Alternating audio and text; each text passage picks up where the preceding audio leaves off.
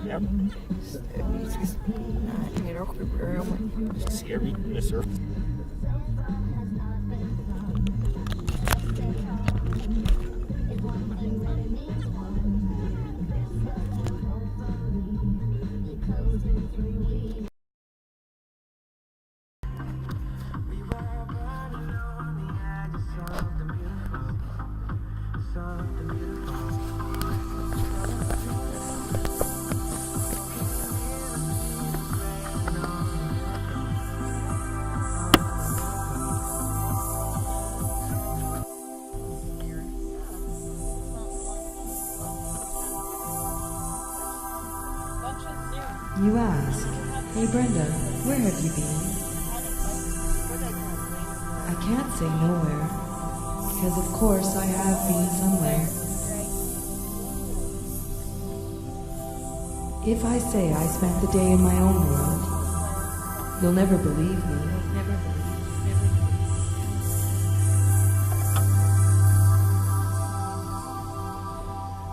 Again you may ask, no really, where have you been? I'll reply, in my own world, reading, writing, doing my own thing.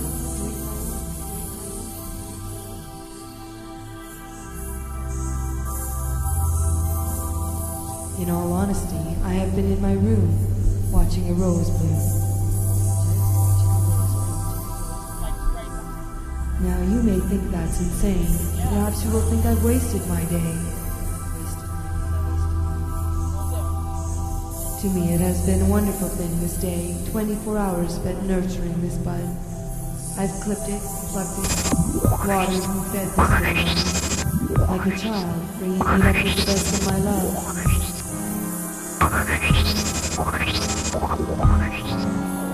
And it unfolded to me all along, stretching its petals to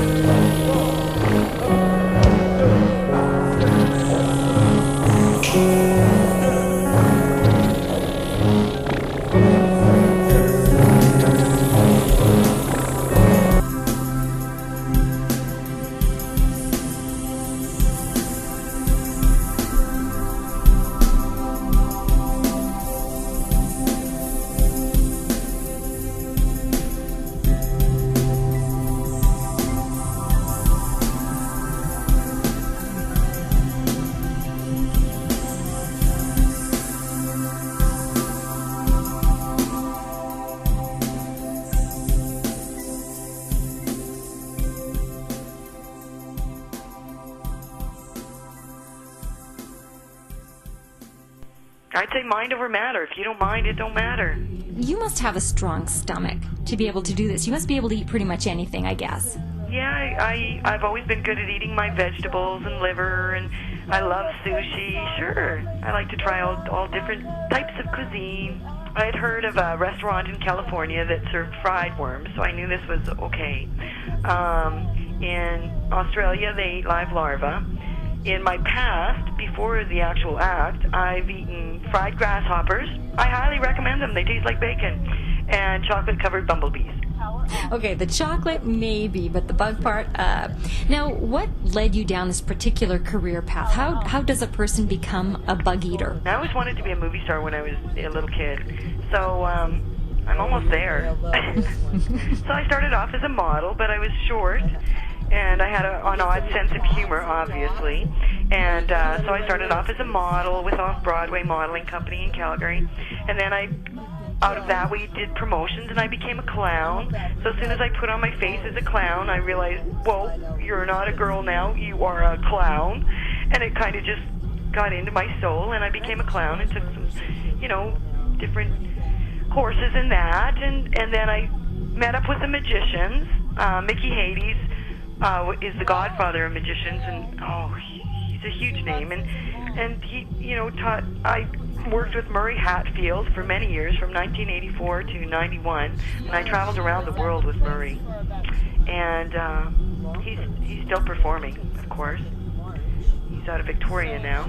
And Dale Downing, and with Dale Downing, we opened for Phyllis Diller and Doug and the Slugs, Scott McClone's Carnival Diablo. That's a sideshow, and his grandfather had one of the longest-running sideshows, and his grandmother was a sword swallower, actually. Is that when you started eating bugs? In 1992, I was living on the island, and he called and said he was starting this wild show, and come on back and try out. And at that time, there were different parts that we could do: the sword swallower, or the impaler, or fire eater, and I wasn't any good at any of those.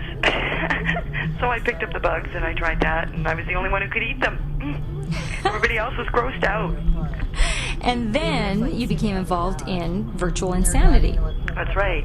We created a show called Virtual Insanity and brought in some theater people. And you had, as I was saying in my introduction, there's some pretty high-profile gigs. Oh, yeah. We got to do some great gigs.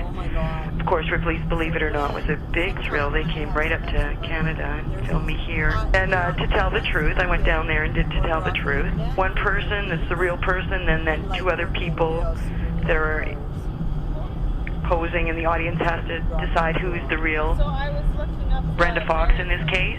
And you were saying that Jay Leno's people called. Yeah, they did, right after To Tell the Truth, because it's all NBC. And, of course, their producers talk to each other. And Jay Leno's people called me, and they wanted me to come down and eat worms. But they had some problems with the animal rights activists. They were worried that they might cause a stink, a little bit of a stink over the worms. Poor little worms I'm eating. I understand there was a really memorable concert for you. Tell me about that. That was the Highwood Festival, and that was up by Edmonton, and it was emceed by Tommy Chong, and of course we have pictures with Tommy Chong, and he got a huge kick out of our group. And when I went to go on stage, I had a worm sponsor, and he gave me a box of worms, like more worms than you've seen in your whole life. And so when I got up on stage to do my act, I sometimes throw worms off into the audience, and if you can imagine a mosh pit of people, so 8,000 people are in the audience, and I've got handfuls, big, huge handfuls, dripping worms, and I just swung them into the audience, and people just dove out of the way. So it looked like a wave of people just diving out of the way of these little worms that are flying in the air. That's just for me. I guess nobody else has that on tape, but I've got it in my memory. Just the mosh pit opening up. The parting of the Red Sea, yes. Exactly, the parting of the Red Seas for the worms. You're talking about the concern from animal rights activists, and not all people have been receptive to your particular brand of entertainment, I guess, over the years. No, we did have some problems with the Alberta Liquor Control Board. They actually banned us in Alberta, and we weren't to perform in any liquor establishments. And we did take them to court, censorship of the arts, and they did make a regulation up, and it's in the Liquor Control Board manual, and it's 5.8.3 regulation. That's regulation 5.8.3, and it's entertainment that has the potential to be considered bizarre, grotesque, or offensive must be referred to the board for approval before being provided. So I can perform, on the 6 o'clock news or Ripley's, national TV, but I can't perform in a liquor establishment without written approval. And that probably only added to your notoriety, though, I'm sure. Oh, well, we have to thank them. That's what gave us international fame. That's what really bumped it up to, A-level performance. What does appeal to you, Brenda, though, about this alternative form of entertainment? Well, it's actually, historically, sideshows have been around for at least a century. Maybe before that. I mean, think of snake charmers and all of that, swords followers, people that laid on, beds of nails and such. So it's a very old art. And here we are, we brought it back to life in the 90s. We really did. So, and that's making history and reliving history, and it's all very exciting. And I love the attention. People, to me it's something silly, just eating a bug. It's not that big a deal. But to people in North America, I guess it is a big deal because they come out. People come out to see us, no problems. People tune in, and maybe I have groupies out there, worm groupies. Maybe you'll find out. You'll find out tonight. Are you looking forward to getting back on stage? Yeah, well, we put an invite out on Facebook, and it's nice to see all the people that are going to attend, and it's been 6 years since I've done this act, and so it's really exciting to, get my feet wet again and to be able to see some old friends and all the audience members and meet new ones. Your daughter is 5 years old now, right? Yeah. Does she know about what you're going to do, about what you used to do? Oh, absolutely. I've explained it to her. I told her that, Mom, and she's heard it from other people, Mom eats worms. But as I was getting ready to do all this, of course, I've got to pull up all the old promo and stuff and go through the pictures. And one picture was on my computer, and she says, now she's a princess. If you can imagine, like tiara and all, lace gloves and everything. She is a complete princess at 5. And she says, Mom, ooh, Mom, you're eating dead worms. And I corrected her, no, Haley, they're live. And she says, oh, so she digested that for a few moments, like little kids do, and then she says, if you were to eat them with chocolate sauce and sprinkles, they'd taste a lot better for you, Mom. Not for me, but for you, Mom. You could try them with chocolate sauce and sprinkles. So I thought that was pretty funny. I would say. So she's helping me write my new show. I think that's good advice, actually. Oh, sure. Good luck with your show. Have fun with it. Thank you. Have a great day, Terry. That's Brenda Fox, the exterminator. She'll be eating her bugs during 2 shows at the Centre Court at the Epcor Centre in Calgary as part of One Yellow Rabbit's High Performance Rodeo. The shows are free. They're at 8 and 10. And she says even though it will be gross, it is a show for all ages, as long as you have a strong stomach, of course. Because of course I have been somewhere. If I say I spent the day in my own world, you'll never believe me. Never believe.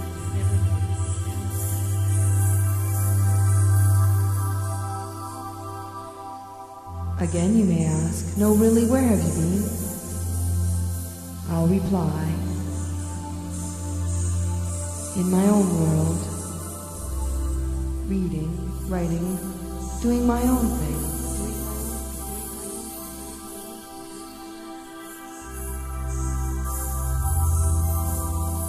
In all honesty, I have been in my room, watching a rose bloom. Now you may think that's insane. Perhaps you will think I've wasted my day. To me it has been a wonderful thing this day, 24 hours spent nurturing this bud. I've clipped it, plucked it, watered and fed this little one, like a child, bringing it up with the best of my love.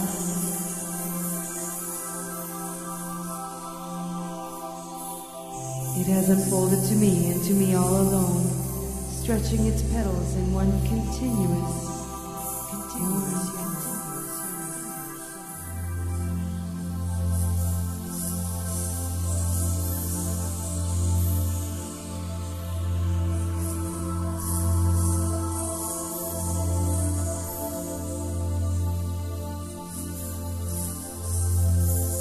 Perhaps I have been lazy, for a whole day is gone. Yet was it not a perfect way to spend my day? Wasted not for this one. We have flowered together, and together we have yawned.